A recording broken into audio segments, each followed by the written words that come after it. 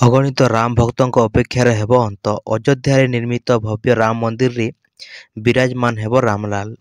ଅଯୋଧ୍ୟାରେ ପ୍ରାଣ ପ୍ରତିଷ୍ଠା ପାଇଁ ଚାଲିଛି ସଜବାଜ। କୋଟି କୋଟି ହିନ୍ଦୁଙ୍କ ଦୀର୍ଘ 500 ବର୍ଷର ପ୍ରତୀକ୍ଷା ହେବ ଅନ୍ତ। ଅଯୋଧ୍ୟାରେ ଅସଂଖ୍ୟ ହିନ୍ଦୁଙ୍କ ଆରାଧ୍ୟ ଦେବତା ଭଗବାନ ଶ୍ରୀରାମଲାଲଙ୍କର ପ୍ରାଣ ପ୍ରତିଷ୍ଠା ପାଇଁ ଉତ୍ସବ ମୁଖର ହୋଇଛି ସାରା ଦେଶ। ଏସବୁ ମଧ୍ୟରେ ଅଯୋଧ୍ୟାର ଓଡ଼ିଆ ଭାଷାରେ ଦେଖିବାକୁ ମିଳିଛି ଝଲକ। ଓଡ଼ିଆ ଭାଷାକୁ ଅଯୋଧ୍ୟାରେ ମିଳିଛି ପ୍ରାଧାନ୍ୟ। ଜାନୁଆରୀ 22 ତାରିଖରେ ଅଯୋଧ୍ୟାରେ ପ୍ରଭୁ ରାମଙ୍କ ପ୍ରାଣ ପ୍ରତିଷ୍ଠା ଉତ୍ସବ ହେବ।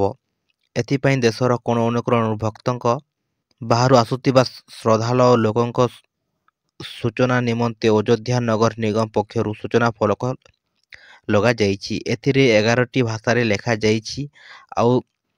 ଆଉ ସବୁଠୁ ଆଗରେ ଓଡ଼ିଆ ଭାଷା ସ୍ଥାନ ପାଇଛି। ବାହାର ରାଜ୍ୟରେ ଓଡ଼ିଆ ଭାଷାର ସୂଚନା ଫଳକ ଲାଗି ରହିଛି, ଯାହାକୁ ନେଇ ଚର୍ଚ୍ଚା ଆରମ୍ଭ ହୋଇଛି।